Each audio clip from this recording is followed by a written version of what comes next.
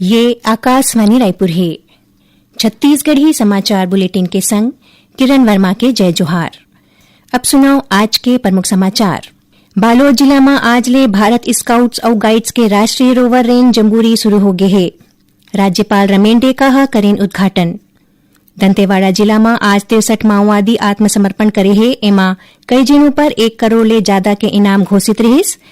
और बस्तर के लोक संस्कृति परंपरा और विरासत ला राष्ट्रीय पहचान दिलाए बर काली ले बस्तर पंडुम के आयोजन करे जाही। अब समाचार विस्तार ले। बालोद जिला के दुधली में आज ले भारत स्काउट्स और गाइड्स के राष्ट्रीय रोवर रेंज जम्बूरी शुरू हो गए है। राज्यपाल रमेंडे का एकर उद्घाटन करें। कार्यक्रम के अध्यक्षता भारत स्काउट्स और गाइड्स के राष्ट्रीय अध्यक्ष और पूर्व राज्यसभा सांसद डॉक्टर अनिल जैन करें। ए मौका में स्कूली शिक्षा मंत्री गजेंद्र यादव घलो मौजूद रहीन। ए देश के पहली ऐसना राष्ट्रीय स्तर के आयोजन है जेमा छत्तीसगढ़ के 4000 ले ज्यादा प्रतिभागी समेत देश विदेश ले कुल 15000 रोवर रेंजर और सीनियर स्काउट गाइड हिस्सा लेवत हैं। आयोजन में भारतीय और वैश्विक संस्कृति के संग्रह छत्तीसगढ़ के परंपरा के झलक देखे बर मिलथे। आने राज्य और देश ले आए प्रतिभागी मार्च पास्ट, राज्य प्रदर्शनी, आदिवासी कार्निवल समेत लोक नृत्य और प्रश्नोत्तरी प्रतियोगिता जैसे आने गतिविधि में हिस्सा लेवत हैं।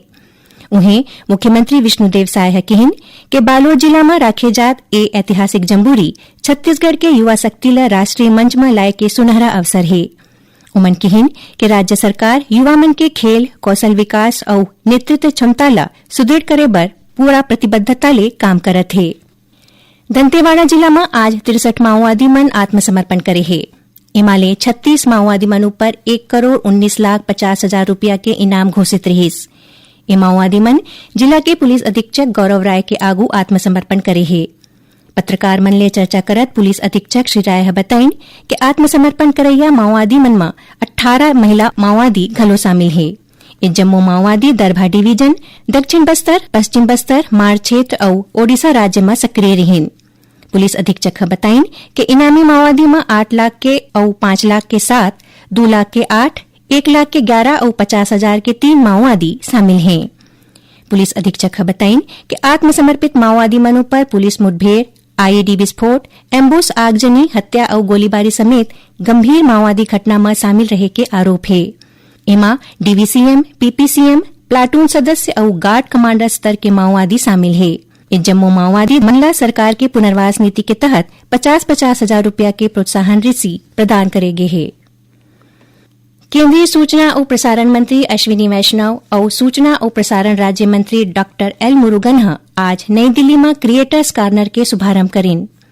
प्रसार भारती ढाले शुरू करेगे ए पहल के उद्देश्य डिजिटल प्लेटफॉर्म में रचनात्मक सामग्री ला प्रदर्शित करना और एला बढ़ावा देना है। कार्यक्रम ला संबोधित करत श्री वैष्णव कहन कि सरकार के लक्ष्य 1 करोड़ युवा ला अर्थव्यवस्था ले जोड़ना है। धमतरी के इंडोर स्टेडियम में काली 10 जनवरी ले 24 जनवरी तक अग्निवीर भर्ती रैली के आयोजन करे जाही। सेना भर्ती कार्यालय रायपुर डहले मिले जानकारी अनुसार ये भर्ती रैली के अंतर्गत जनरल ड्यूटी, तकनीकी क्लर्क, स्टोर कीपर और अग्निवीर ट्रेड्समैन के पद पर चयन प्रक्रिया संपन्न होगी। भर्ती रैली में भाग ले बर अभ्यर्थी मन ला प्रवेश पत्र, रैली अधिसूचना में उल्लेखित जम्मो जरूरी दस्तावेज और आधार कार्ड ले लिंक मोबाइल फोन संग में लाना अनिवार्य होगी। सेना भर्ती कार्यालय स्पष्ट करे है कि भारतीय सेना में चयन केवल योग्यता और प्रदर्शन के आधार में करे जाते। अभ्यर्थी दलाल और प्रलोभन देवैया मन ले दूर रहें। रायपुर पुलिस ऑनलाइन सट्टा गिरोह के मास्टरमाइंड समेत 4 आरोपी मन ला गिरफ्तार करे है। ये आरोपी मन करले 50 लाख रुपया नगद, मोबाइल और लैपटॉप घलो बरामद हुए है। पुलिस बताइन कि ये आरोपी मन करा कई ठी मूल अकाउंट घलो मिले है। ये पूरा मामला गंजदाना क्षेत्र के बताए जाते। छत्तीसगढ़ी समाचार बुलेटिन आप मन आकाशवाणी रायपुर ले सुनत हो। छत्तीसगढ़ के खबर ले है आपकी वास्ता और खबर के विश्वसनीयता ले है हमार वास्ता। आकाशवाणी समाचार रायपुर के प्रादेशिक समाचार बुलेटिन के संगे संग हमार समसामयिक कार्यक्रम आप रेडियो के संग अपन मोबाइल में घलो सुन सकत हो। आकाशवाणी समाचार फेसबुक, ट्विटर और यूट्यूब में घलो हावय। हमार फेसबुक पेज हरे Chhattisgarh news on AIR, Twitter handle CGAIR news और हमार यूट्यूब चैनल हरे छत्तीसगढ़ AIR न्यूज। तो अब रेडियो के संगे संग आपके मोबाइल के माध्यम ले हम आप तक पहुंचत हन। छत्तीसगढ़ के हर खबर पर सुनत रहो आकाशवाणी समाचार।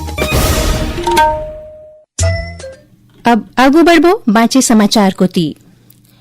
बस्तर के लोक संस्कृति परंपरा और विरासत ला राष्ट्रीय पहचान दिलाए बर काली 10 जनवरी ले बस्तर पंडुम के आयोजन करे जाही।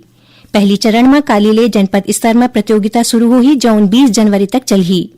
पहली चरण में हरेक विधा ले एक विजेता दल के चयन करे जाही जेमन ला 10,000 रुपया के प्रोत्साहन राशि दे जाही।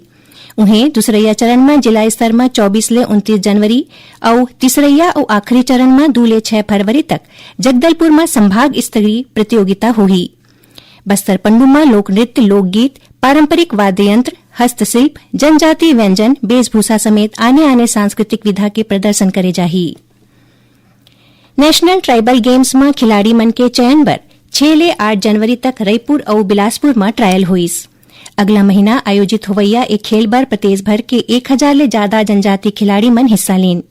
नेशनल ट्राइबल गेम्स के तहत कुश्ती, फुटबॉल, वेटलिफ्टिंग, हॉकी, तीरंदाजी, तैराकी और एथलेटिक्स समेत 7 खेल स्पर्धा बर छत्तीसगढ़ के टीम के चयन करेगिस। रायपुर के स्वामी विवेकानंद स्टेडियम कोटा में कुश्ती, फुटबॉल और वेटलिफ्टिंग पर राज्य स्तरीय चयन ट्रायल के आयोजन करेगे रहिस। उन्हें सरदार वल्लभ भाई पटेल अंतर्राष्ट्रीय हॉकी स्टेडियम में हॉकी के ट्रायल हुईस। बिलासपुर के राज्य खेल प्रशिक्षण केंद्र बहतराई में तीरंदाजी के संग्रह, एथलेटिक्स और सरकंडा स्थित जिला खेल परिसर में तैराकी खिलाड़ी मन के चयन बर ट्रायल हुईस। रायपुर में संपन्न 4 ठिन खेल के चयन ट्रायल में कुल 558 और बिलासपुर में 3 ठिन खेल के ट्रायल बर 470 खिलाड़ी शामिल हुईन। प्रदेश में संचालित 75 ठिन एकलव्य आदर्श आवासीय विद्यालय में शिक्षण सत्र 2026-27 में कक्षा 6वीं में प्रवेश बर 8 जनवरी ले ऑनलाइन आवेदन की प्रक्रिया शुरू होगी। छात्र एकलव्य विद्यालय के वेबसाइट में ऑनलाइन आवेदन कर सकते हैं। आवेदन करे के आखिरी तारीख 7 फरवरी निर्धारित करेगे है। ऑनलाइन आवेदन में त्रुटि सुधार 8 ले 10 फरवरी तक करे जाही। प्रवेश परीक्षा के संभावित तिथि 1 मार्च निर्धारित करेगे है। धमतरी जिला प्रशासन हा साल 2007 में हुए शिक्षाकर्मी भर्ती घोटाला में कार्रवाई करत 8 प्रधान पाठक ला बर्खास्त कर दे है। प्रशासन हा कहे है कि एमन जम्मो फर्जी दस्तावेज के सहारे नौकरी पाके बरसों ले शिक्षा विभाग में पदस्थ रहीन।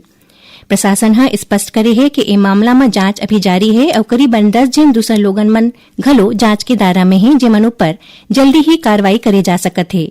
जानकारी के अनुसार धमतरी जिला के मगरलोड क्षेत्र में बछर 2007 में हुए शिक्षाकर्मी भर्ती प्रक्रिया के दौरान बड़का पैमाना में अनियमितता आगू आए रहीस। दंतेवाड़ा जिला में अनियमितता पाए जाए के बाद 33 ठिन कॉमन सर्विस सेंटर CSC ला बंद कर देगे है। ये कार्रवाई CSC के दिल्ली मुख्यालय करे है। जांच के दौरान पाया गिस कि कई ठिन कॉमन सर्विस सेंटर बिना स्थायी केंद्र के संचालित करे जात रहीस। कुछ एक केंद्र में निर्धारित कॉमन ब्रांडिंग नहीं रहीस या बैनर बिना फ्रेम के लगाए गए रहीस। कई जगह में दर सूची घलो प्रदर्शित नहीं करे गए रहीस।